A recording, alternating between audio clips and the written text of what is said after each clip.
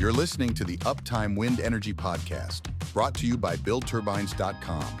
Learn, train, and be a part of the clean energy revolution. Visit BuildTurbines.com today.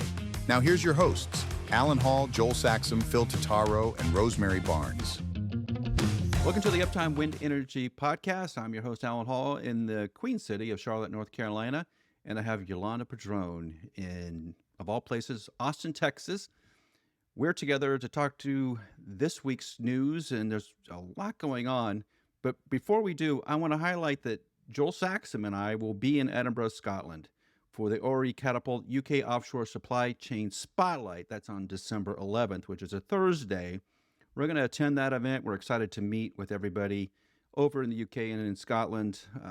A lot of people that we know and have been on the podcast over a number of years are going to be at that event. If you're interested in attending the ORE Catapult UK Offshore Supply Chain Spotlight, just Google it. It's really inexpensive to attend, and I hope to see most of you there. Yolanda, there's some big news over in Scandinavia today. As we're reading these stories, the Norwegian state-owned utility Statkraft, and it's also one of Europe's largest renewable energy companies, has, as we know, have been spending a lot of money in new markets and new technologies. They're in electric vehicle charging, biofuels, and some offshore wind development off the eastern coast of Sweden, so between Finland and Sweden. They're also involved in district heating. So Statkraft's a really large company with a broad scope. But they're running into a little bit of financial difficulty. And this past July, they announced some workforce reductions, and those are starting to kick in. They have 168 fewer employees by the end of this third quarter, and 330 more expected to leave by the end of the year. When all the divestitures are complete, this is the worrisome part, roughly 1,000 people will no longer work for the company. Now, as part of the restructuring of Statkraft, they are going to, or have sold, their offshore portfolio to Zephyr Renewable, which is another Norwegian company. So Statkraft is the Norwegian state-owned renewable energy company. Zephyr is an independent company, as far as I can tell. In my recollection, that's the case. So they agreed to acquire the Bladena offshore Sigma and Lambda North projects, which makes Zephyr the largest offshore wind developer in Sweden. Not Norway, in Sweden. Obviously, there's some regulatory approvals that need to happen to make this go, but it does seem like Norway still is heavily involved in Sweden, Yolanda. With all the movement in offshore wind, we're seeing big state-owned companies pulling themselves out of offshore wind, and looks like sort of free market capitalistic companies are going headfirst into offshore wind. How does that change the landscape, and what should we be expecting here over the next year or two? We've seen a large reduction in the workforce in offshore wind in all of these state-owned companies that you mentioned. Something that I think will be really interesting to see will be that different approach of having these companies be a bit more like traditional corporations that you see, not necessarily having them be so tied to whatever politically is happening in the government at the moment, or whatever is happening between governments at a time, and seeing exactly what value the different aspects of a company are bringing into what that company is making, into what the revenue of that company is, and not just kind of what is considered to be the best way forward by governments. Do you agree? Is that something that you're sensing too? Well, the COP30 just wrapped down in the rainforests of Brazil. And there has not been a lot of agreement news coming out of that summit. I think next year it's going to move to Turkey, but Australia is involved heavily. It was supposed to be in Adelaide at one point, and then it's moved to Turkey. So there doesn't seem to be a lot of consensus globally about what should be happening for renewables, and it feels like the state-owned companies are getting heavily leveraged and losing money trying to get their footing back underneath of them. So they're going to have to divest of something to get back to the core of what they were doing. That's an interesting development, because I think one of the question marks regarding sort of these state-owned companies was how fast were they willing to develop the technology, how much risk were they willing to take. Being backed by governments gets a little political at times, right? So they want to have a steady stream of revenue coming from these operations, and when they don't, the politicians step in and lean on the companies a good bit. Does the move to more standalone companies that are investing sort of venture capital money and bank money, taking loans, I assume most of this, does that change how the offshore industry looks at itself, one, and two, what the OEMs are thinking? Because if they were going to sell to an Ørsted or an Equinor or a Statkraft or Vattenfall, any of them, when you're going to that sales discussion that they're backed by billions and billions and billions of kroner or whatever the currency is. So you may not have to really be aggressive on pricing. Now you're dealing with companies that are heavily leveraged and don't have that backing of a government. Do you think there's going to be a tightening of what that marketplace looks like, or more pressure to go look towards China for offshore wind turbines? It'll definitely get a bit more audited internally, exactly what decisions are made and how objective teams are. I think that there's, in all of the companies that you mentioned, there's some semblance of things that maybe happened because of what was going on politically, or because of ties that certain governments had to each other, or certain governments had to specific corporations, which was a great way for those companies to operate at the time, and was what made sense. But now that it's a third party who genuinely, needs that cash flow in from that business or that part of the business, I think you'll definitely start seeing some greater efficiencies going on within these teams. Well, I would hope so. If you think about the way the United States moved pre the current administration, there were a number of U.S.-based companies sort of going 50-50 on a lot of the offshore development, and then they slowly started backing away. The only one that's still really in it is Dominion, was the coastal Virginia offshore wind project that is still progressing at a good pace. But everybody else that was involved in, and they're not the same kind of structure as an Equinor is. They're not, there's kind of state-owned entities in the United States, and states can't have deficits unlike nations can. So the U.S. deficit obviously is massively large, but state deficits don't really exist. So those electric companies can't get highly leveraged where they're going to bleed cash. It's just not a thing that's going to happen. So I thought you saw the precursors to some of this offshore turbulence happening in the United States, as they didn't see a lot of profit coming from the state electric companies. That seems to be flowing into Europe now pretty heavily. That started about 6 months ago. How are they going to structure some of these offshore projects now? Are they just going to put them on hold and wait for interest rates to come down so that the margins go up? Is that really the play? Is that you have the plot of land, you already have all the filings and the paperwork and authorization to do a project at some point? Is it just now a matter of waiting where the time is right financially? That question will be answered by each specific company and see what makes sense to them. I don't think that it makes sense to stall projects that if you already have the permits in, if you already have everything in, and just to see when the time is right, because everything's been ramping up to that moment, right? Like the water's already flowing. But it'll definitely be interesting to see what approach, like where each company finds themselves.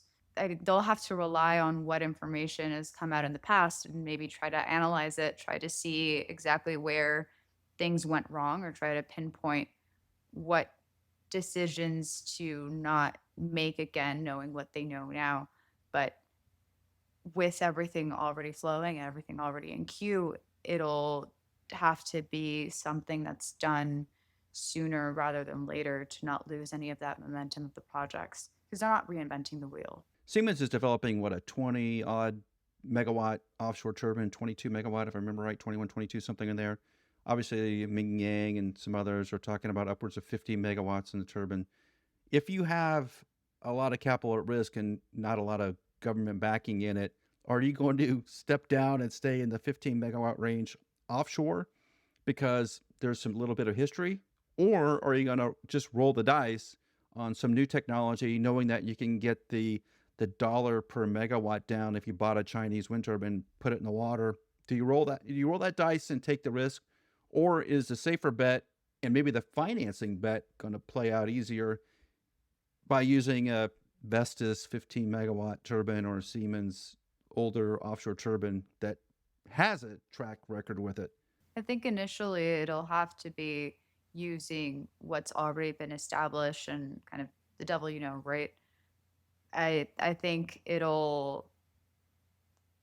there's a lot of companies that are coming together and using what's done in the field and what operational information they have to be able to take that information and to create new studies that could be done on these new blades, on these new technologies, and to be able to take that next step into innovation without compromising any of the money, any of the aspects, really like lowering your risk portfolio. Yeah, because the risk goes all the way down to the OEMs, right? If the developer fails and the OEM doesn't get paid, it's a catastrophic down the chain event that Siemens investors are looking to avoid, obviously. So they're going to be also looking at the financing of these companies to decide whether they're going to sell them turbines. And the question comes up is, how much are they going to ask for a deposit before they will deliver the first turbine? It may be most of the money up front.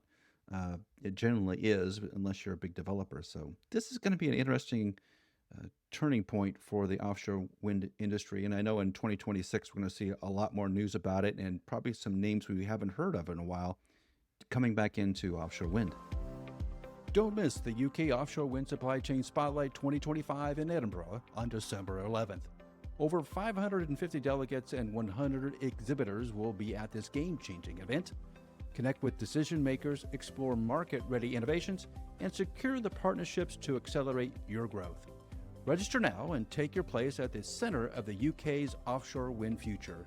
Just visit supply-chain-spotlight.co.uk and register today.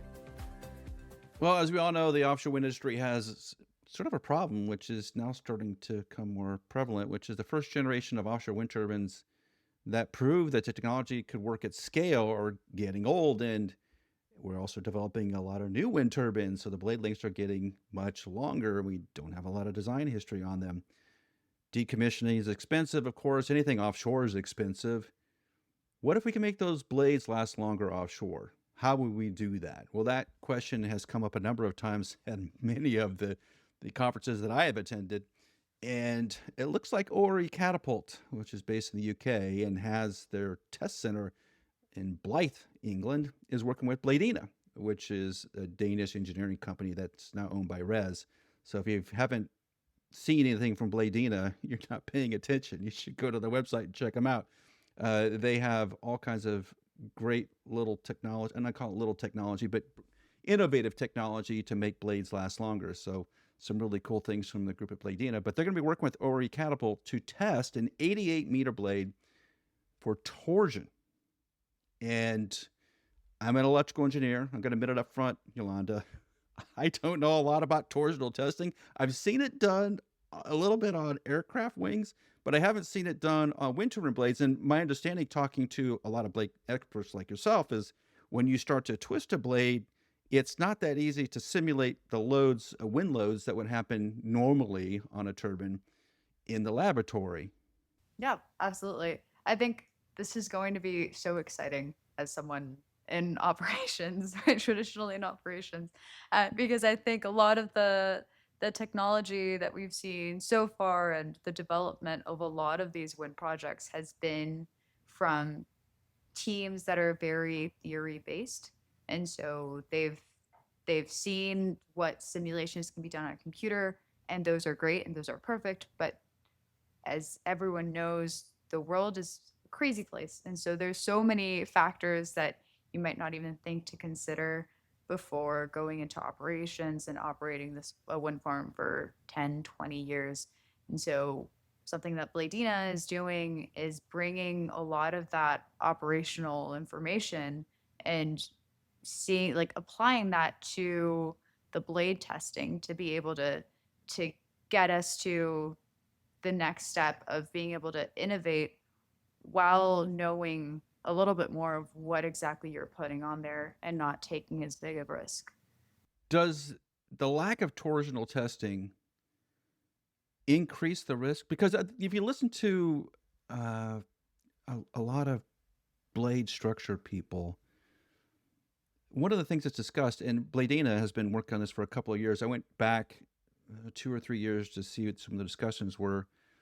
They've been working with DTU for quite a while, Bladena has, but they think that some of the aging issues are really related to torsion, not to flap-wise or edge-wise movement of the blade. If that's the case, particularly on longer blades, newer blades, where they're lighter, if that's the case, is there momentum in the industry to create a standard on how to do this testing? Because I know it's going to be difficult. I can imagine all the people from Bladena that are working on it. And if you've met the Bladena folk, they're pretty bright people, and they've been working with DTU for a number of years. Everybody in this is super smart. But when you try to get something into an IEC standard, you try to simplify it where it can be repeatable. Is it even possible to get a repeatable torsion test, or is it going to be very specific to the blade type, and or is it just going to be thousands of hours of engineering even to get to a torsion test? I think right now it'll be the thousands of hours of engineering that we're seeing, which isn't great. But hopefully soon there could be some sort of way to get all of these teams together and to create a bit of a more robust standard. Of course, these standards aren't always perfect. We've seen that in other aspects such as lightning, but it at least gets you a starting point to be able to have everyone be in compliance with the similar testing parameters. When I was at DTU, oh boy, it's probably been a year and a half, maybe 2 years ago. Yikes, a lot has happened. We were able to look at blades that had come off the first offshore wind project off the coast of Denmark. These blades were built like a tank. They could live another 20, 30 years. I think they had been on in the water for 20 plus years, if I remember correctly. I was just dumbfounded by it. Like, wow, that's a long time for a piece of fiberglass to be out in such a harsh environment. And when they started to structurally test it to see how much life it had left in it, it was, this thing could last a lot longer. We could keep these blades turning a lot longer. Is that a good design philosophy, though? Or should we be doing torsional testing to extend the lifetime to 40, 50 years? Because I'm concerned now that the reality is you like to have everything fall apart at once. The gearbox to fail, the generator to fail, the blades to fail, the tower to fail, all of it at the same time. That's your like ideal engineering design. And Rosemary always says the same thing. Like, you want everything to fall apart on the same day 25 years out, because at 25 years out, there's probably a new turbine design that's going to be so much massively better. It makes sense to do it. 20 years is a long time. Does it make sense to be doing torsional testing to extend the lifetime of these blades past like the 20-year lifespan? Or is the economics of it such, like, if we can make these turbines run 50 years, we're going to do it, regardless of what the bearings will hold? From speaking to different people in the field, there's a lot of appetite to try to extend the blade lifetime as long as the permits are. So if it's a 50-year permit, to try to get it to those 50 years as much as possible, so you don't have to do a lot of that paperwork and a lot of the if you have to do anything related to the monopiles, it's a bit of a nightmare. Uh, and just trying to see that. And of course, I agree that in a perfect world, everything would fail at once, but it doesn't, right? And so there you are seeing in the lifetime, maybe you have to do a gearbox replacement here and there. And so, and having the blades not be the main issue, or not having blades in the water and pieces as long as possible, or in those 50 years, then you can also tackle some of the other long-term solutions to see if you can have that wind farm up for those 50 years, or if you are going to have to sort of either replace some of the turbines, or eat up some of that time left over in the permit that you have. Yeah, because I think the industry is moving that way to test gearboxes and to test bearings. R&D test systems has made a number of advancements in test beds to do just that, to test these 15, 20, 25 megawatt turbines for lifetime, which we haven't done as much of as probably the industry should have. It does seem like we're trying to get all the components through some sort of life testing, whatever that is. But we haven't really understood what life testing means, particularly with blades, right? So the issue of torsion, which has popped its head up probably every 6 months, there's a question about should we be testing for torsion. That is in line with bearing testing. That's in line with gearbox testing. If we are able to do that, where we spend a little more money on the development side and the durability side, that would dramatically lower the cost of operations, right? Absolutely. It lowered the cost of operations. It would lower the ask. Now that a lot of these companies are transitioning to be a bit more privatized, it'll lower the risk long term for getting some of those financial loans out for these projects to actually take place. And you're having a site last 50 years, you're going to go through different cycles, like different political cycles, so you won't have that you won't have that to factor in too much into your risk of whether or not you have a permit today and don't have it tomorrow. It does bring the industry to an interesting crossroads. If we can put a little more money into the blades to make them last 25 years pretty regularly, like you're almost guaranteeing it because of the technology that Bladena is going to develop with ORE Catapult. And you get the gearbox and you can get the generator and bearings all to do the same thing. Are you willing to pay a little bit more for that turbine? Because I think in today's world, or last year's world, the answer was no. I wanted the cheapest blade. I wanted the cheapest nacelle I could get. I want to put them on a tower and we call it done. And then, at least in the United States, like repowered. It's boom, 10 years, it's going to repower. So I don't care about year 20. I don't even care about year 11, honestly.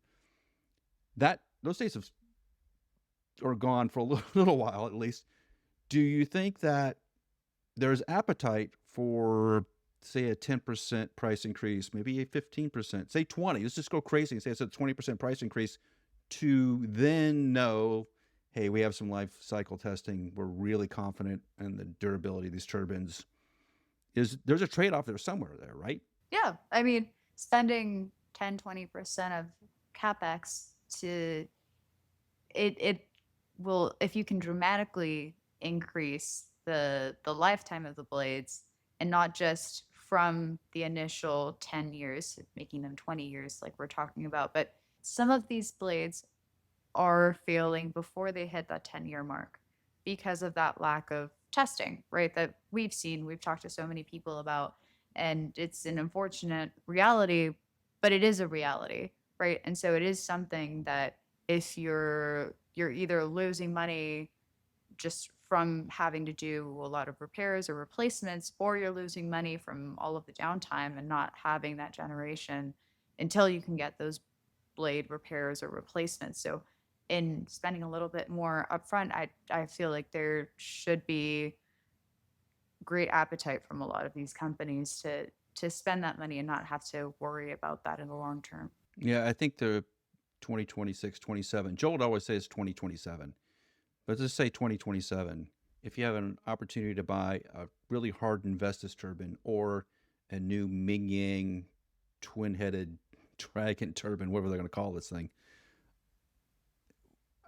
I think they're going to stick to the European turbine. I really do. I think the lifetime matters here, and having security in the testing to show that it's going to live that long will make all the little difference to the insurance market, to the finance market, and they're going to force the developers' hands. That's coming. Developing of a project, of course, we see so many projects in operations and everything. But developing a project does take years to happen. So if you're developing a project and you think, this is great because I can have this project be developed and it will take me, and it'll be alive for a really long time and it'll be great and I'll be able to see that it's a different business case too, of how much money you're going to bring into the company by generating a lot more in a lot more time and having to spend less upfront in all of the permitting.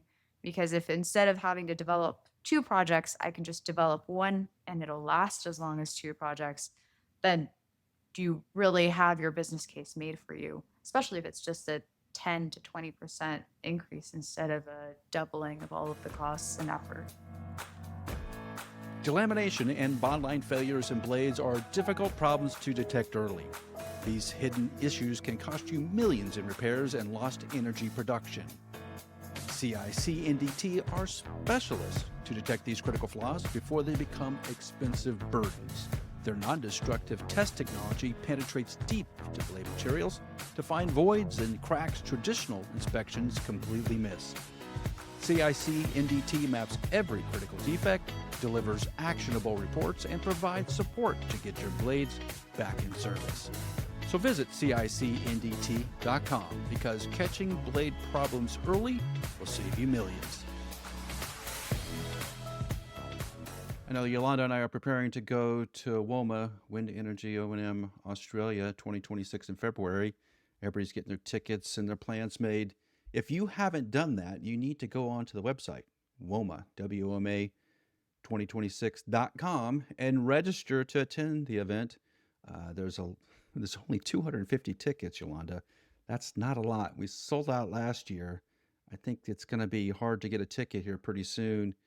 You want to be there because we're going to be talking about everything operations and trying to make turbines in Australia last longer with less cost. And Australians are very adept at making things work. I've seen some of their magic up close. It's quite impressive. So I'm going to learn a lot this year. What are you looking forward to at WOMA 26, Yolanda? I think it's going to be so exciting to have such a relatively small group compared to the different conferences, but even just the fact that it's everybody talking to each other who's seen so many different modes of failure and so many different environments, and just everybody coming together to talk solutions or to even just establish relationships for when that problem inevitably arises without something that I always have so much anxiety about whenever I go to conferences is just like getting bombarded by salespeople all the time. And so this is just going to be great. Asset managers, engineers, having everybody in there and having everybody talking the same language and learning from each other, which will be very valuable, at least for me. It's all the sharing. That's what I enjoy. And it's not even necessarily during some of the presentations and the roundtables and the panels, as much as when you're having coffee out in the break area, or you're going to dinner at night, or meeting before everything starts in the morning. You just get to learn so much about the wind industry and where people are struggling, where they're succeeding, how they dealt with some of these problems.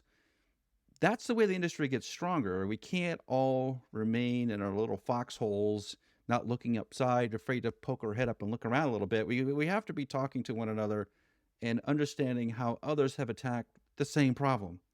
And I always feel like once we do that, life gets a lot easier. I don't know why we make it so hard in wind, where other industries like to talk to one another. We somehow close ourselves off. And the one thing I learned in Melbourne last year was Australians are willing to describe how they have fixed these problems. And I'm just like dumbfounded, like, wow, that was brilliant. You need to get to Europe and talk about what's going on there. So the exchange of information is wonderful. And I know, Yolanda, you're going to have a great time. And so are everybody listening to this podcast. Go to WOMA, WOMA 2026.com and register. It's not that much money, but it is a great time and a wonderful learning experience. That wraps up another episode of the Uptime Wind Energy Podcast. And if today's discussion sparked any questions or ideas, we'd love to hear from you. Reach out to us on LinkedIn. And don't forget to subscribe so you never miss an episode. And if you found value in today's conversation, please leave us a review. It really helps other wind energy professionals discover the show. And we'll catch you on the next episode of the Uptime Wind Energy Podcast, this time next week.